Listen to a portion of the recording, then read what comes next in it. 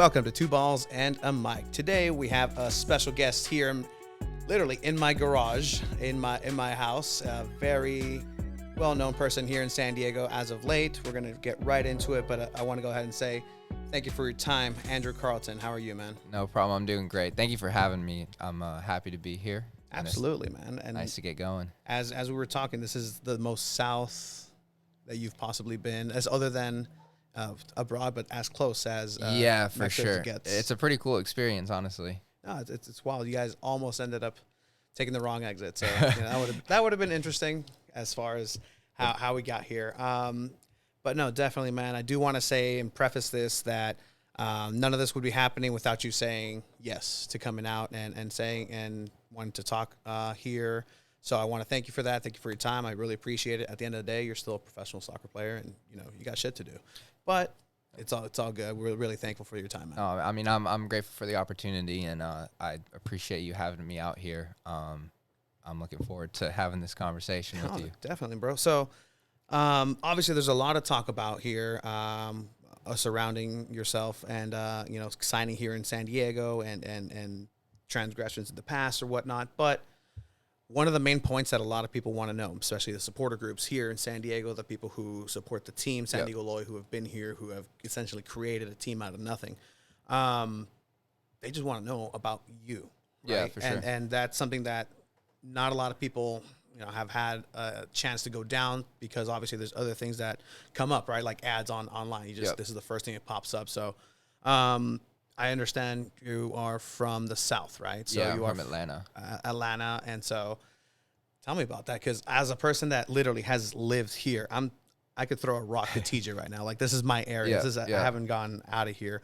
The only things that I necessarily know about the South are, from Forrest Gump and the show Atlanta, right? It's those little things that I myself am not aware of. So tell me, Yeah, I mean, I was born and raised there in Atlanta. My mom was born in a little town in North Georgia called LJ. My dad was from Vermont.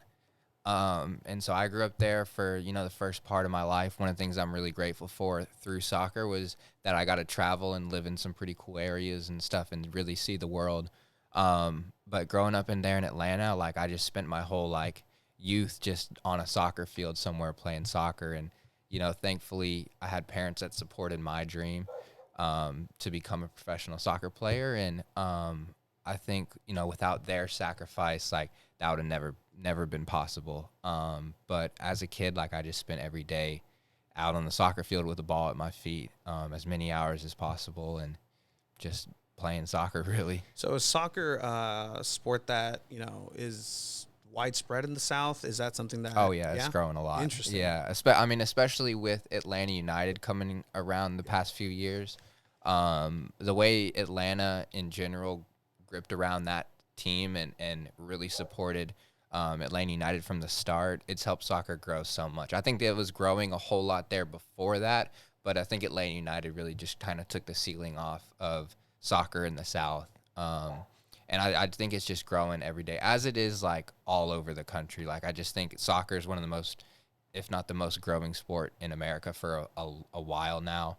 I think the game is really improving year in and year out at every level of soccer through the country. So tell me about the people that you played on the playground with, right? So again, you're saying soccer is growing. Born in 2000. Holy shit, that's crazy. Yeah. So 21, you're still 21. You're still relatively young, right? If I tell you, hey, remember back to 6th grade, it's not that far off, essentially, right? It goes both ways. I mean, there are times where I'm wow, man, time flies. I'm already 21, but there are times where I'm man, there's still a long way of life to go, and I'm 21. Yeah. So it can kind of go both ways. So tell me, like I said, tell me about those people that you came up and grew up playing the sport with, right? What type of people were they? Was it a lot of, is there Latinos down there? Is there a lot of that's one of the coolest things to me as a person about growing up in Atlanta was just how diverse and just how different everybody was there. And I think that's part of the reason why people gathered around Atlanta United so much, that there's people from all over the world who all really love soccer, and we all came together for soccer with Atlanta United. Growing up, I had all types of friends. It didn't matter the color of your skin. I was just never raised on that point of view where the color of your skin or like who you are as a person mattered. That's not who I am as a person, even though like a lot of people might think negative of me in that aspect. I was never raised on the color of your skin mattering. It was my best friends all had different color skin than me, and that's how it's always been my whole life. And it's if we got along well and had a good time, like that stuff didn't matter to me. So tell me about today, right? So today I was actually got a little bit of a insight into your guys' training. San Diego Loyal has traditionally had something like a show and tell type of thing, right? Yeah. And I guess Camden Riley nominated you or somebody. It was your turn. Kyle Adams was the one that. Yeah. So it was your turn today. Yep. Can you give us a little insight on what that is? I know it's a special little thing that you guys do. It's a pretty cool thing that we do here. So like all the new players, like week by week. I don't know I think Vass started it off. And I don't know how he was nominated to be the first one to go. And then from there, like he does his presentation where he tells us about his life story, how he grew up, you know, his friends, his family, his struggles in life. And it gets a pretty personal thing because,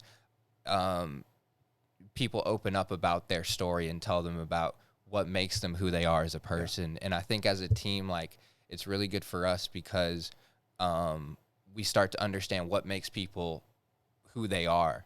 Yeah. And you hear some really cool stories and stories that, like, I've related to personally. There's stories that I think everybody in the room can relate to and say, like, oh, okay, well, like, I went through that struggle in my life, and I felt like I was the only one going through it at the time, when in reality, like, there's a lot more people out there that are struggling with the same type of things. 100%. So can you share something that you might have said in that little note? Yeah. So, I mean, one of the things like I struggled with early in my career was like growing up, as I said, like I was always had a ball at my feet. I was always playing soccer. I had so much love for soccer. And in my time in Atlanta, like I just always wanted to be great. I wanted to play. I wanted to show that I was ready to play at an MLS level.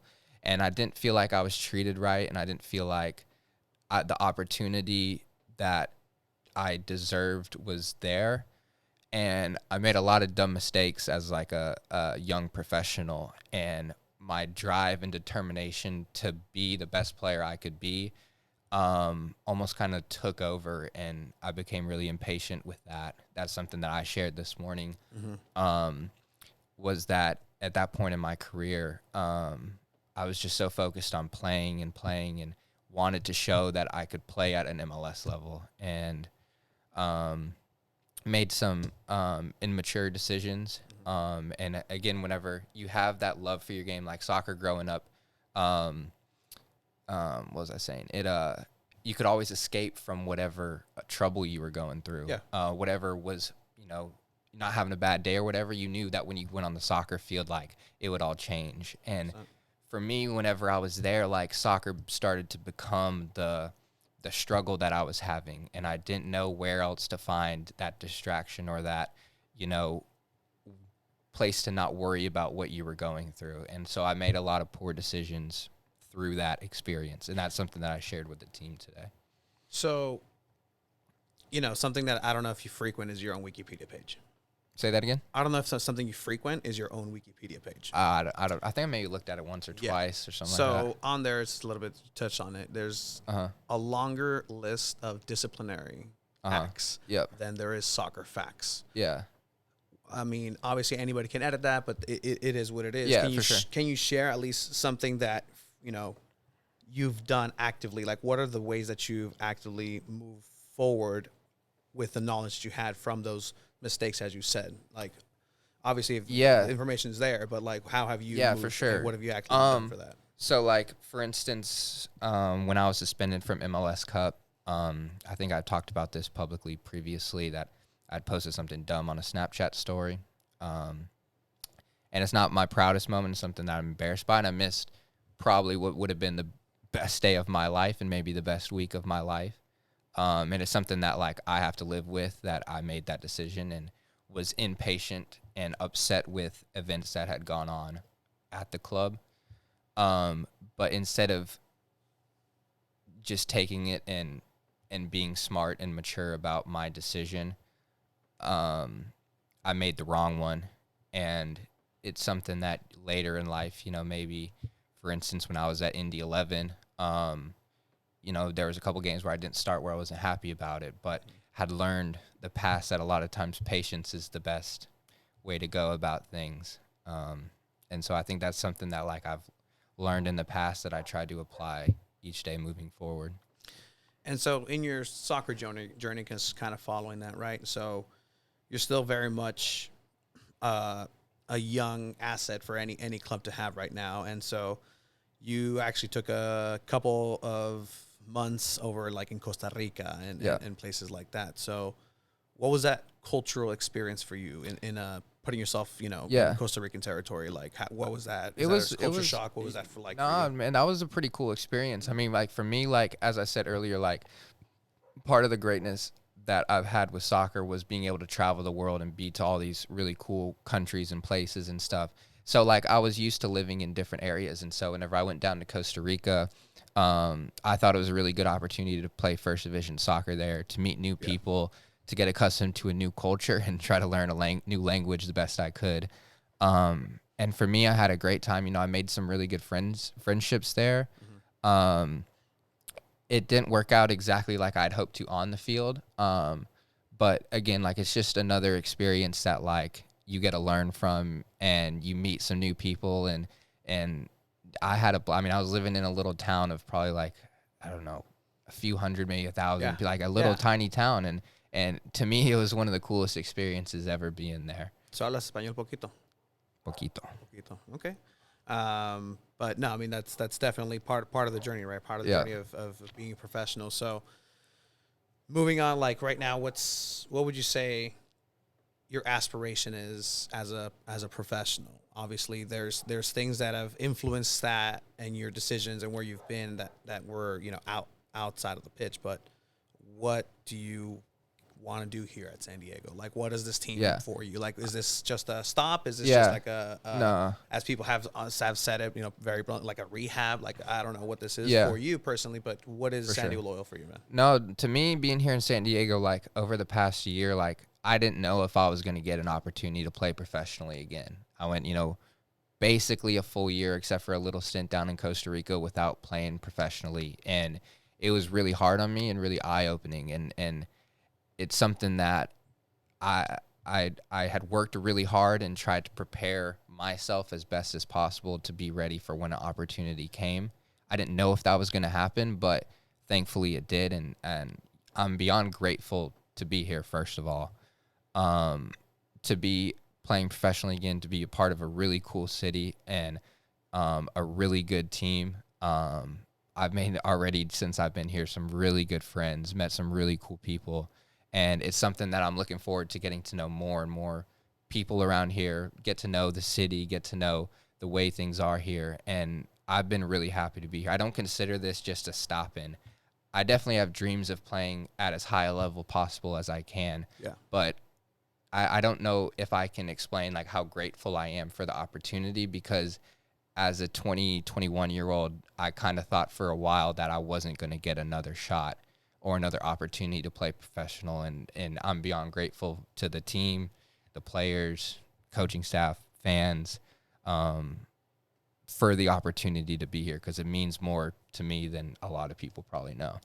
And, this is, again, a good opportunity for you to exactly tell those people, because the people who are listening right now are the people who are, everybody has a particular stance on any of this, right? For sure. And so there's people who are going to be listening and just waiting for you to just make that mistake. There's people who are listening with, benevolent ears and want to actually, see what you have to say.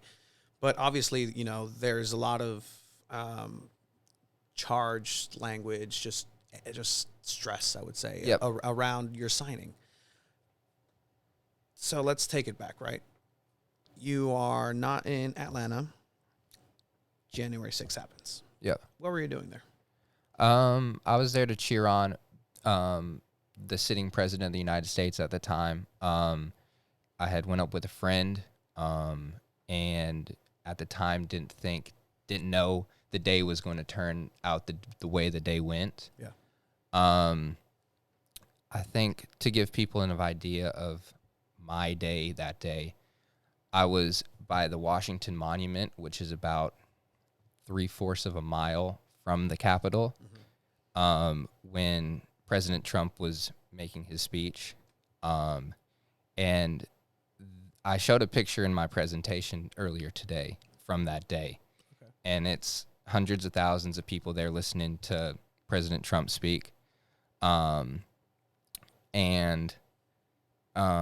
The events at the Capitol had already started whenever that picture was taken. Okay. So there's hundreds of thousands of us there that had no idea what was going on, had no idea those things were going to happen or don't have any connection to that. Mm-hmm. And unfortunately, because of the way that the day turned out, that myself and a lot of other people got dragged into into a tie with them, as saying that we were all in that together, whenever I don't support that or anything like that. So obviously you're saying, you were there to support your guy. That's your guy and everything.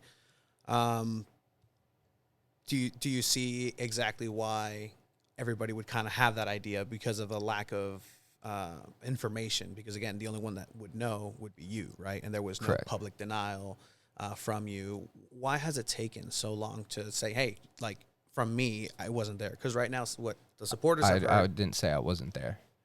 Like, as far as there in DC, I meant like the actual insurrection, okay. What ended up happening, right? So a lot of people have heard from different avenues, from Landon himself, and so they would want to hear from you. And again, I'm grateful that you're here. We're here now. Yeah. So you're just saying right now, you just weren't part of that whatsoever. No. You weren't near the actual Capitol. No. And essentially, I just want to, what stopped you essentially? Like, what happened? Like, were you heading that direction? Was there anything that prompted you to say, go that way? I know Landon shared a story. So that day, President Trump had a speech over by the Washington Monument. I think the big, tall, pointy building. The obelisk. Yes. Yeah. So I knew that was going on, and that's where I was intending to be at, and that's where I went with my friend. Yeah. We were there, watched it, and was heading back home whenever we found out about that. We had to walk down towards where the Capitol is to get the bus to get out of the city, or the train to get out of the city. That's the only way that I was aware of what was going on, was found out through walking down, and found out from a phone call from my mom actually asking if I was okay, because she didn't know what was going on up there. And so that's how I found out about how terrible what was going on. What was your point before that you had asked? Oh, it's just saying a lot of people just want to hear that from you. Yeah. Exactly. To go into that. After that had happened, I had any option of a contract or anything like that, whether it be USL, MLS, overseas, anything. It was just all gone. It was just all taken away. I was a free agent at the time, so I had no tie to any club. And it was all gone. Even my agent just kind of walked out on me, and I didn't know what was the best thing to do or to say at that time. And my things that have happened in the past where, I got in trouble at Atlanta or something, there was never a public statement, or there was never anything said about it, at least from my point, until a long time after. And so I was having to make these decisions as myself, as a 20-year-old at the time. To figure out what was the best way to handle something that's never happened before. Mm-hmm. And so I just felt like the best thing to do, since there was nobody willing to talk to me at the time, was to just push it in the past and let it go. And so I think that's why I've never really said anything about it until now, is that I just felt like pouring gasoline on a fire is not going to help the situation at all. And that's fair. You say 20-year-old, right? You've grown since then. Some people may argue okay, how much could you potentially grow from 20 to 21? But what is that growth like for you? Like visibly looking back at 20-year-old Andrew Carleton, like what growth can you say? Like, okay, now I know this. Now I know this. Like, would you have done the same? Would you have done everything the same way? I've been asked that question a couple times. Would I have been in DC on that day? Mm-hmm. And my answer to that is whenever if I knew what I knew now about what would happen to my career, would have happened that day, no, I would not have been there. Okay. Do I regret going? My decision to go of what I knew at the time before on January 5th, mm-hmm. I don't regret going. Okay. I don't regret my support for what I believe in. Yeah. But what I know now in today's world, or in today looking back on it, I probably wouldn't have gone. Okay. And that's obviously, hindsight, right? Like now you have, now now you don't. Yeah.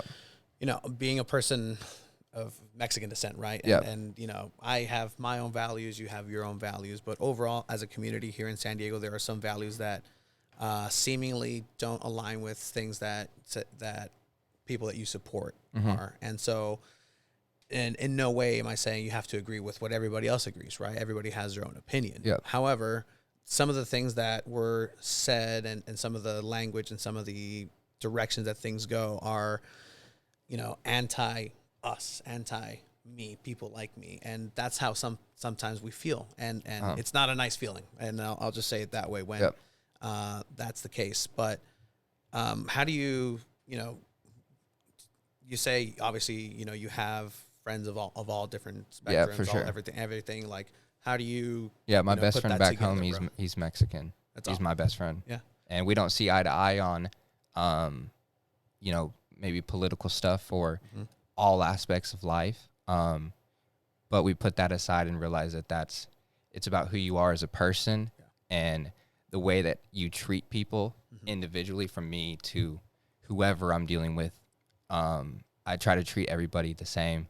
I have a big heart and a big smile I try to keep on my face. And, again, I don't think that, like, our political values have to align perfectly for us to be friends. A lot of my best friends don't see eye to eye with me, but we're best friends because we like each other as people.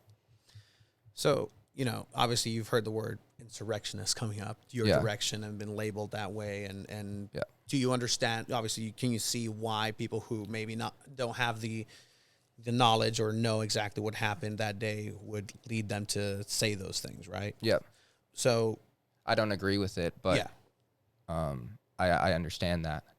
So in San Diego, essentially, like, it's a term that unfortunately some of the supporters of this club have been also linked. And I'm just reading off a question that I kind of had is, how do you address those supporters, the supporters who are getting harassed, abused online in that same way that maybe you are? Yeah. But, these supporters, these individuals have nothing to do with it. Some people, because of fault of their own, just for liking a soccer club, are now have their face associated with, with the insurrections, with things that they vehemently just disagree with to a core, even saying, some people disagree with a candidate. They just don't like that because they fundamentally disagree with that individual. So what do you say to those people who are, listening right now, who like, I'm trying to make sense of this because there's a lot of that happening here. I mean, I think what I would say to them is that, I love each and every person equally. I mean, there's no person that's better than anybody else. I think that I would love to get to meet these people and for them to see who I am as a person. Mm-hmm. Unfortunately, there's a lot of people out there that will say a lot of mean things, especially on the internet. And I don't like the fact that these San Diego loyal fans are getting this because of something that I did. Mm-hmm. I don't think that's fair. I don't think that a lot of the people, that talk about some of the terrible things that people say on the internet to other people are now saying it to people that have no ties to something that I believe in. I think that's wrong. Yeah. I don't agree with it. I just don't understand why, like, there's so much hate in the world. And I think whenever, you have a phone and can say it through the phone and never see the person face to face, it's easy to say. And, yeah, I mean, I would love to meet these people and give them a hug and, let them meet me as a person and see that I'm a good guy. So a big, thing for San Diego Loyal is the I will speak, I will act, right? Were you aware of this coming into San Diego Loyal, into their sphere, as far as like what that means and how it came about, the we will speak, we will act? No, I don't think so. Okay, so I will speak, I will act was essentially something I will speak, I won't act. I will act. I will speak, I will act. Yes. Okay. Yeah. So essentially, there was an incident that happened with teammate Elijah Martin over in LA Galaxy where he was called a racial slur. Yep. That next day, next game, we were playing against Phoenix here at home to try to clinch for playoffs, and that's the day that the Carleton Martin incident happened. So you're aware of everything. Yeah. I know about both of those stories. So I will speak, I will act kind of came about, not just sitting on the sidelines, but actually acting upon it, and then whatever unfurled. So in this sense, right, you're saying let's meet with the people of San Diego, let's let them meet me, but how are you going to actively be intentional about that, and not just meeting people, but obviously people have this stigma or they have this vision of you and because of what you support, what you believe. Are you actively going to try to combat that? Are you actually going to go to the community, go to Chicano Park? Yeah. You say you speak Spanish, and honestly, that Spanish is better than half of the teams right now. It's better than Austin Guerrero's, I'll tell you that. I'm going to tell him you said that. Essentially, he knows. But essentially, like, what are you yourself going to start doing? Are you planning on doing anything like that here in the community? For me personally, I've always been somebody that I think carries himself in a happy, outgoing way. I think people can see the happiness coming off me and the love that I have for everybody. I don't think there's anybody that meets me that would say some of these things that people say about me. And I think when people get to know me, they see the real me and they see a loving, outgoing, caring person. I want to show that on the field. Mm-hmm. I want to prove not only in my soccer career that I am committed to doing the right thing and to being a good professional and helping the team, but also that the people around me can see the love that I have for my team, for the city, for the supporters, and for the opportunity that I have here. I would love after the games to meet the people there at the stadiums and stuff like that. I'm planning to go out to eat with a couple of fans coming up on Friday. Okay.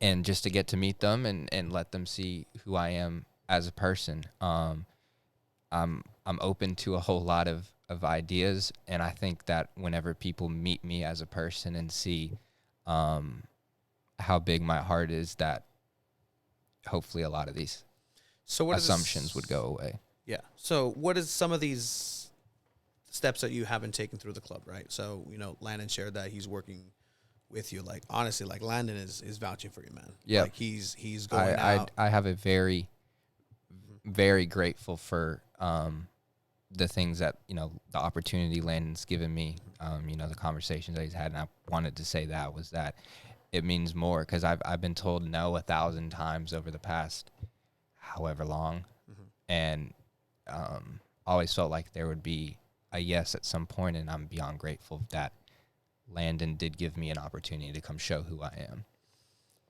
So in the terms of, like, let's just say something was to happen with a teammate of yours along the lines of what happened with Elijah and Colin. I'd be right there with them. I'd be supporting the team no matter what. Mm-hmm. That type of stuff is not right, and there's no place for that in the game. Yeah. Do you have any, like, is there any kind of thought? Because, again, this is the connection that people make. Like, if you were to do that, then great. That's awesome. Fantastic. I'm glad you say that. And you're going to back up your guys. But at the inverse, you are a public person. You are a public figure. Some things that you like, retweet, and individuals, again, going back to that, like, they don't share the values that reflect somebody who would go and do that you just said of, I'm going to go defend my person. Yeah, for so sure. how do you put that together? Yeah, but, like, again, what do you say to those people that are not convinced of like, well, yeah, this is this, but then he'll turn around and then, align with certain people and things that just believe the opposite of it. Or, what's that headspace like? I mean, I always feel like, I'd be the first one there that's how I always been as a person. It just feels weird, like having to explain like how I would show that I'm not this person. Yeah. I just carry myself in the way of showing that I'm a good, loving, kind person. I don't, my beliefs, I don't think I would never support something that's racist or homophobic or whatever. I don't think that's right. It's just not who I am, and it's not where I believe my beliefs lie. I think that there's a lot of people that make that assumption. But that's not me. I don't think that's who the candidates that I support and the side that I support, I don't feel that way about them. The policies and those type of things that I support, I don't feel are that way. And I think that whenever my teammates know that if anything ever happened to them, that I would be the first one there, just having their back, no matter what the situation was. Yeah, because again, this club, San Diego Leal, Leal is, believe in Leal sin muros, soccer sin muros, without walls, without borders. And then you kind of say that, but again, there's going to be people that say, well, you say these things, but then like the individuals or candidates say the completely opposite thing. Are you kind of like, you're saying that some of the things that they believe in, yes, but do you just, I mean, is there things where you just cross the line with them or you just don't agree with them? Is it just, I mean, I don't think that like you're going to agree with every single thing that somebody you support agrees with. However, what I support in, whether if it be President Trump or it be another Republican candidate, I personally don't feel as though that my beliefs are negatively looked upon any particular group of people. And that's not who I am as a person. Are you hurt personally? Yeah. For this? I mean, yeah, it sucks. As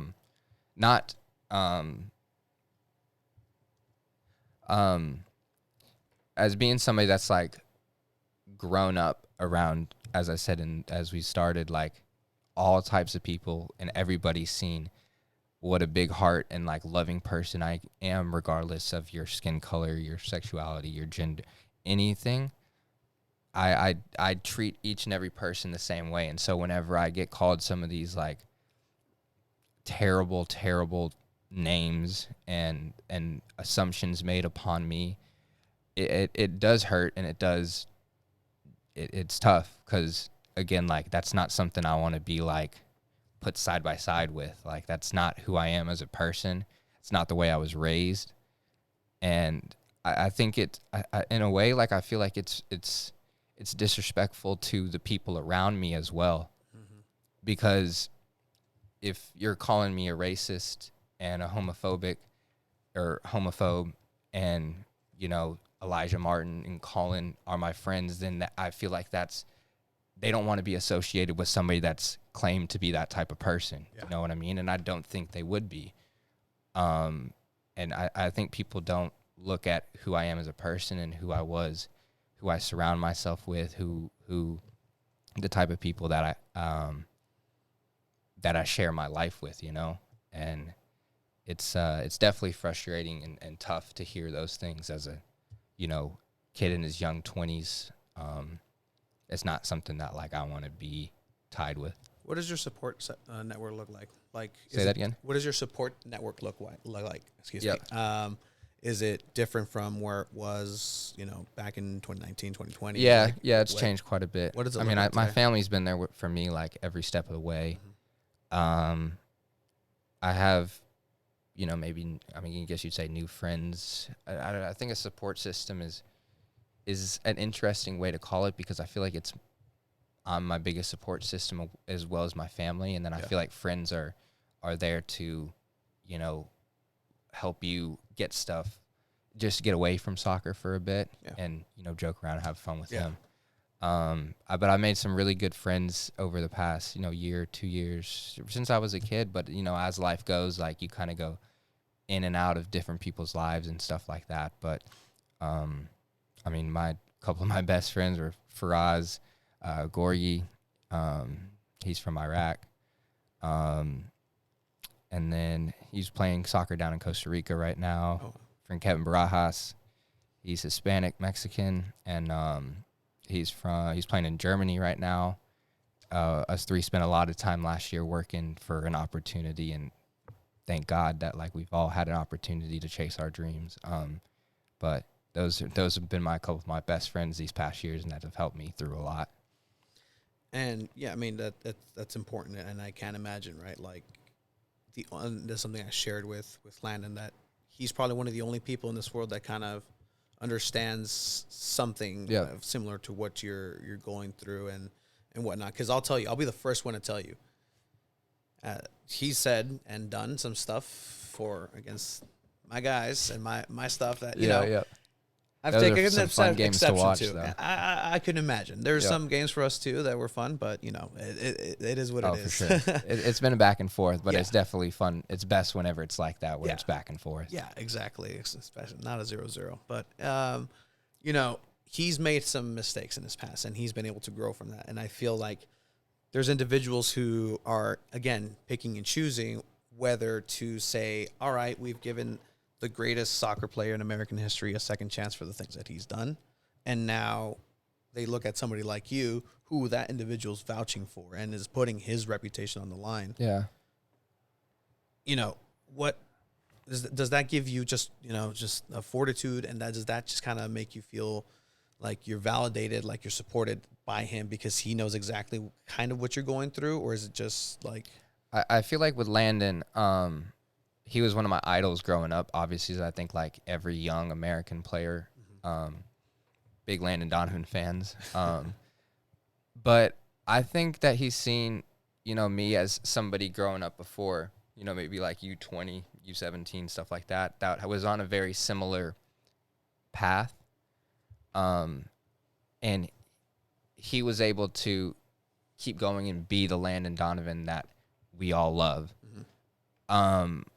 And I think that he wants to help a lot of young players and just players in general that based on the things that he's learned through his career at playing at such a high level in so many big games and so many good coaches that he's worked with, and share that story with them and share what he's learned with them.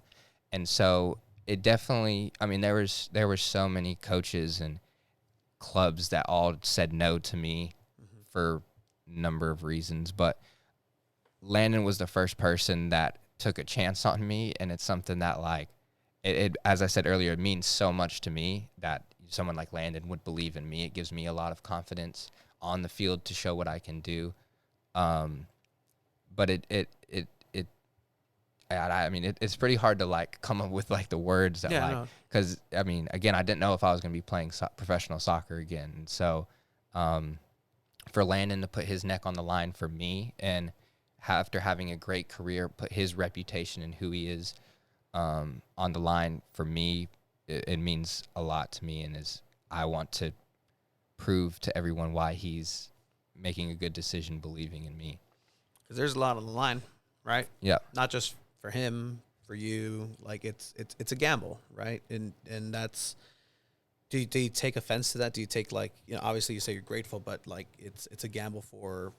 Yeah, I mean, I understand why. Yeah. I'm confident in myself to be able to go out there and prove why he's making the right decision, of course. But I understand, especially from other people's point of view, why that would be a gamble.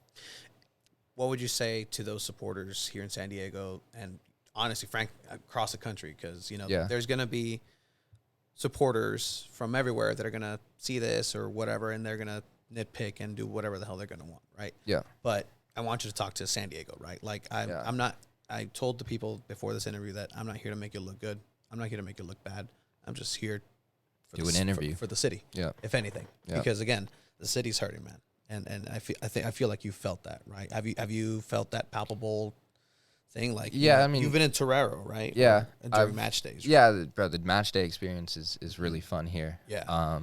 And the way that the supporters get around the team and support the team through the whole 90 minutes and even week to week is really cool, and it's something that I want to be a part of, and I'm looking forward to hopefully being out there. Well, haven't you been out there? Is it a club thing? Or are they kind of I wasn't holding cleared you back? No, I wasn't cleared to play Okay. the first 2 home games. As far as like, have you dressed and maybe been in the stadium those first 2 home games? Yeah, I was there watching in the crowd behind the bench Okay. for the first two home games, but I wasn't able to dress. No, I just wasn't cleared from the league. No, I was just saying, like, you didn't want to go sing with the locals, or you didn't know the songs. Or I feel like I might mess up the song if I didn't know it Okay. yet. I need to sit there and really study and get to know it. Yeah, first. like it's a lot of players have made their way over there. Siaha usually like you'll notice Anthony Big Ant. Yeah, just that's when my he boy. joins in there. Actually, I have a personal gripe with you, and this goes beyond. I know you stole my haircut the day of kit release launch. So Stole the haircut. Yep, you and Siaha. Yep, with good old Jesus. So he came all the way and was like, all right. So that's one I personally cannot. I think the haircut looks sharp, to be honest on you right now. There's no haircut, man. I haven't had a haircut since. Hey, I think it looks good, though. You're rocking it. No, I appreciate that. But, moving forward, like, what type of person do you hope to come out of this club from? Because obviously your career doesn't end in San Diego Loyal. Yep. And, depending on how things go, right? But what is your goal as an individual, as a man, to leave San Diego with, or just learn from here? Like, what is 22-year-old, almost 23-year-old Andrew Carleton, what is he going to learn as a man and become here? Yeah, I mean, I want to show, first and foremost, how I want to give my all for the team and for the club. And that one of the things I've learned, that it takes a team to be successful and not just an individual. I want to show that I can go out there and work hard and give my all, blood, sweat, and tears, to win the games, to play well. I think us as a team here, like, we all want to be a really successful team and hopefully win a championship here at the end of the season. And I think I know I want people to see who I am as a person, to see, again, the love, the happiness, and the smile that I have for everybody. And I think, here in America, we have a free country where people can believe what they want to believe, but it doesn't define who people are. Mm-hmm. And I think that's something that could be a really cool story here, is how, me and others might not have the same point of view, but when we come together as a team, there's nobody that can stop a team from accomplishing their goal. Yeah, no, and talk about freedom, and you have faith, family, freedom. Like, that's your faith, family, Twitter. Freedom, baby. So, I mean, freedom, right? Like, that you were talking about that, and like, I had to learn that the hard way in a sense. I came over here just to bore you a little bit with my story, right? Like, I came over to the States in 4th grade. My first 2 weeks was 9/11. You were like 1, right? Yeah. So border closed. I crossed every day. So that's kind of where I came from. I saw a nation just rally around that idea of freedom. Yeah. And, essentially, like, what does that mean to you? Were you from your part of the country? Like, what does that mean to you personally? I mean, for me, like, I've got as I've said a couple times, the luck, or if you want to call it that, of being able to travel the world and see the world and realize that how great that we have it here in America, where we can make our own decisions and be the people that we want to be, regardless of what you want to be in life. You have the choice of being that. I think, my family's a big military family, on both my mom and my dad's side. And so, I know what it's like to put your life, not me, but understand the people that go out there and put their lives on the line for us, so that we have the choice to make that decision here. And so I've been an American my whole life. I love this country, and I love America. And freedom, and it, to me, is what America is. Yeah. And, I got to agree with you. I'm from Mexico, but it's a pretty damn good country. I'm It's a pretty damn good country. Not gonna lie. But again, freedom to make your own decisions and whatever you want to do, whatever, all types of decisions that you can make. You have the choice of what job you want to do, what career you want to choose, what sexuality you want to be. All that type of stuff is what America is, and is what it should be. And I think it shows that whenever you have all these type of people that can all make whatever type of decisions that they want, all come together and go cheer on a soccer team, a football team, or whatever, is what makes America America. Yeah, no, 100%. It's, you know, it's not everywhere that you get to do this. For sure. Do you feel like your position as, again, a public figure, a soccer player, does that limit that? Does that limit the freedom? Do you feel like it in a shouldn't, way, or in a way, that's a good question. But I feel like, at least from the side that I support, I think that there is a lot of people that have to keep their mouth shut on who they support, because you get the wrath that I got from a lot of people. Yeah. I think it's pretty unfair to get that solely based on whatever. I mean, I don't know. Maybe some people support that side because they have this individual topic that they want to support. Yeah. And so to make assumptions on people just because of that alone, to me, is not what freedom is all about and what America is about.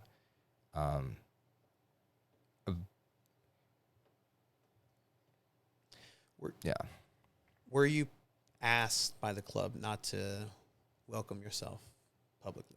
Not to welcome myself publicly? Yeah, so most players here at the club, when they get to San Diego, they'll record a video. Hey, so-and-so, I'm here in my garage. See you soon, San Diego Loyals. See you. No, I just, it was never brought up. Okay. Really, I didn't want to be mega big on social media. I wanted people, really, whenever I signed, I wanted people to see me working hard on the field and helping the team before I was on social media doing social media stuff. Because at the end of the day, it matters what happens on the field. And that's what I wanted to show. Okay. I mean, honestly, like it's fair, and I feel like, you know, you've expressed yourself and everything you like here. Like, a thing that my mom used to tell me is, no hagas cosas malas no hagas cosas buenas que parezcan malas. You get that one? I think you might have to explain that one a little. So it literally translates to, you know, don't do bad things, don't do good things that can maybe be perceived as bad. You know, just like a wrong thing, wrong time. Yeah, I think that was a pretty good explanation. Yeah. I wanted to show that I was here to play soccer and to do that, and to be doing other stuff other than playing soccer. So do you like actively plan, you know, say you're going to go with fans and stuff, do you actively plan on getting in that community? Like, you know, the people who are the loudest in the community speaking about, hey, not a fan of you, not a fan of of the signing. Like, can you pledge or say, like, hey, I'm down to support if there's a community event, I can get out there, I can help out, you know, because it seems like the club itself isn't putting you in a box. It's, you know, you're putting yourself kind of like, okay, I'm going to step away. But are you going to start doing that? Yeah, I'd love to meet any supporters that we have of the team. Like, I'd love to meet them, whether if it be at the games, at some team events and stuff that we have over the course of the season. You know, whatever it may be. You know, I don't necessarily want to be out there doing political events and stuff like that. You know, like, I think I've had a bad time with those in the past. I think you should retire from those, honestly. But on either side of the aisle, like, it's not something I want to be a part of right now. But I would love to meet the fans, you know, in any way that it makes sense for both the team, me, and the fans can all get a chance to give each other a hug and say hello and introduce myself to them, and, you know, get to know them better as supporters and as people as well, because I think that's what makes a team special, is whenever there's a real connection between players and fans. So would you say you align with the pillars of this club? Were you made aware of the pillars of the club and just the values that they uphold, or were you just hey, this is your chance for soccer. Go. I mean, I didn't know about them until I got here. When I got here, I did my best to learn, and I don't think there's anything that, as me of a person, wouldn't align with the values of any real sports team in America.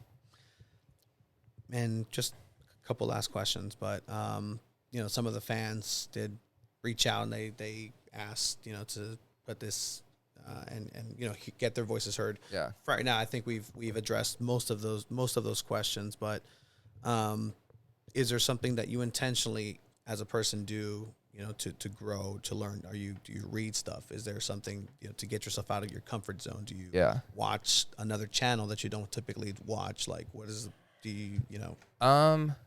that's a good question. Lately in the past couple of years, I grew up, obviously, as a Christian, faith, family, football. I've tried to become better and better with my faith over the years, and I think you grow in life as you grow with faith in the Lord. I feel like, everything happens for a reason, and, each day there's another day to try to go be a better version of yourself. And I think that's something that I try to, reflect a lot on in myself, is whether if it be a game, how do I play in the game, think back at it, what can I do better?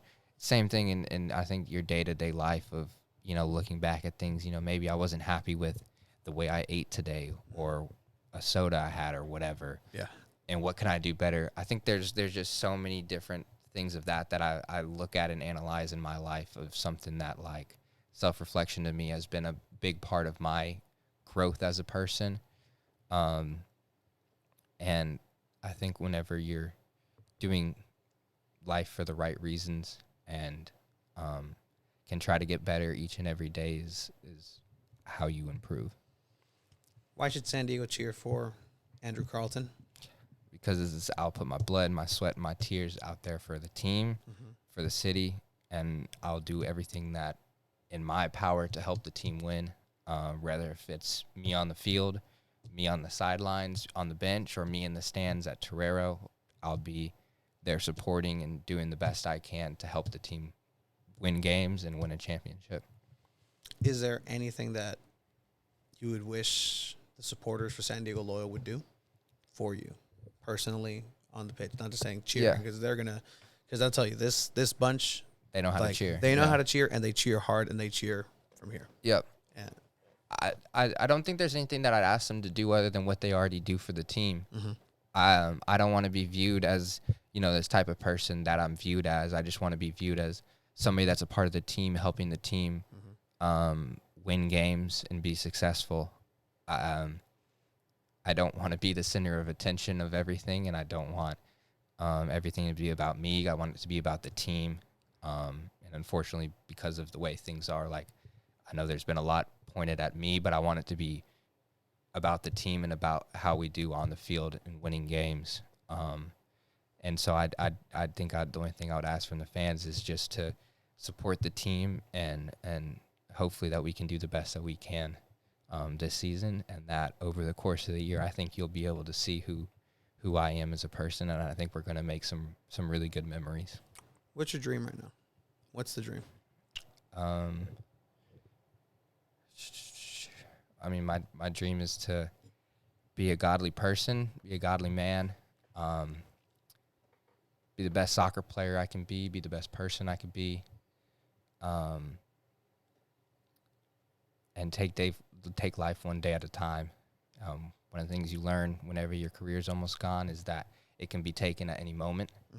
And so you take each day as it comes, and you work your hardest, and you do your best, and God will take care of the rest. In an evolving sport, right? Still growing here in San Diego. I mean, it is San Diego growing. But essentially, like, you've seen a transition and a lot of movements happening throughout the leagues that you've played in, if that be Black Lives Matter, if that be LGBTQ plus. How do you see this sport being a little bit more inclusive, and how do you see yourself in that role? Do you have to be somebody who connects? Are you somebody who connects traditionally with that? Like you mentioned, as I said in the start of the video, I have love. I have friends. I have everything for all types of people, no matter what you are, who you are. This is America where, again, freedom, where everybody should have the equal right to do whatever they want, and equal opportunity as well. There's been big movements on these type of things, and so now it's weird to be on the end of something kind of in the same ballpark. Yeah. Where because of my views, I get this, look of maybe I shouldn't be a part of the team, even though what people assume me of being is not accurate. I think there needs to be, I don't know if needs to be is the right thing to say. I would like to see a little more, maybe support. I don't know what the right thing to say about it is, but when we talk about diversity and inclusivity, it applies to everyone. No matter what your skin color, what's your gender, sexuality, anything like that. And I think until somebody proves the fact that they're not, a person, willing of that opportunity, or again, something like what happens to E or Colin, until something like that, I think everybody deserves the opportunity to be out there playing and the opportunity to play. Is that a thought on your mind, the failure of doing that? Is that even... Say that again? Is that anything like in your mind, like the failure of doing exactly that and somehow along the way tripping up, or you just don't even factor that into anything? Not at all. Okay. I mean, no. That's just not, again, who I am as a person. That's just not something that I feel like would ever be a problem for me, and I think it would be...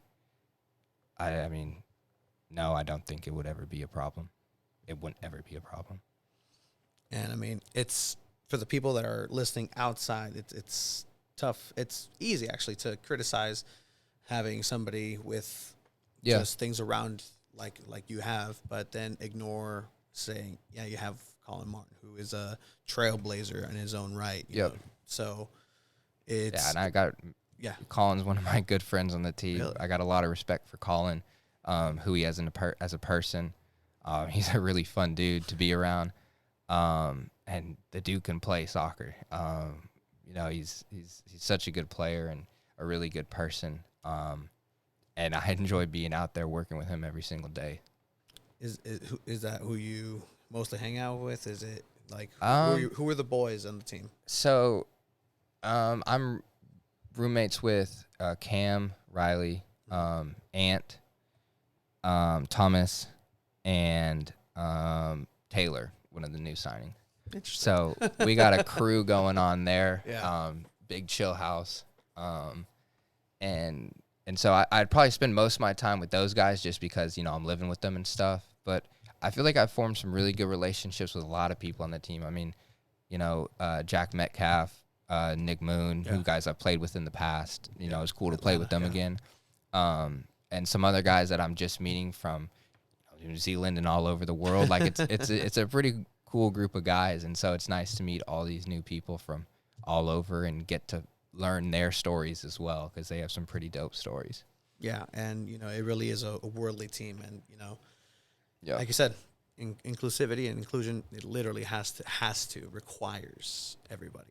And I think that moving forward, if everything pans out right, I think it's laid out to be a great comeback story. I agree, and I think a lot of people over the season will see that how well everybody has maybe different point of views, but as we all come together as a team and work hard as a team, how successful we can be, because we got a really good team this year. Is anything that's being talked about online, you don't have to mention names, have you been approached by a teammate or anything about that, or questioned you about it, or? Yeah, we've had some conversations as a team and as individually with a lot of people. Okay. I think a lot of people got to know me, of who I am as a person, maybe before hearing about this stuff of my past, or some of them probably already knew, but got to know me as a person, and I think they just see that I'm a good teammate that wants to work hard and help the team. What's one final message that you want to give the San Diego supporters? Because that's honestly who I care about. Like Yeah. a USL memes page, I can give two shits about. I'm not gonna, like. What do you tell San Diego supporters? The Chavos de Loyo. So that's one of the supporters, the locals and Rainbow Loyals as well. They're always in 109. So what do you want to tell them directly? Like, just just an open question. I would just say that I'm beyond grateful to be here. It means more than they probably know of how much it means to be a part of this team and to be here, and how grateful I am to be able to go out there and show what I can do and show the person that I am. Mm-hmm. And again, I really think over the course of this season, as we get to all know each other and get to watch me play and cheer us on and have a great time with it, that I think we're going to make a lot of great memories. And I think we're going to make some friendships that'll last a very long time. And I think there'll be some bridges that will be connected through this experience, and that the love for everybody will grow as we are, as we go down this road this season. To be honest, the first time you came on my radar was a training that I saw, and you did something on the field, and I was like, holy shit, like that soccer player is good. And so objectively from that, like that's how individually I got to know you. But I really hope it works out. I really hope, thank you, personally, that it works out for you. It works out for the team, for Landon, for everybody. And it's not up to us, not up to either of us to decide exactly how this is going to be received. Yeah. Hopefully, it turns out as best as it possibly can. But again, I really thank you for actually coming here. And a lot of people are going to be happy with the fact that you actually took the time to speak personally and not have people speak for you anymore, and people want to say things that for you as it's hearsay at this point. But for sure. Again, grateful that you were able to come in and speak your truth, and you're always welcome here, and welcome to San Diego, man. Man, thank you very much for having me again. I'm grateful for the opportunity, and I had a blast on here chatting with you for a while. So échale huevos, cabrón. Hey, you know that one? No. Let's put some cojones. Okay. On and off the field, cabrón. Okay? You got that? Yep. All right. Appreciate it.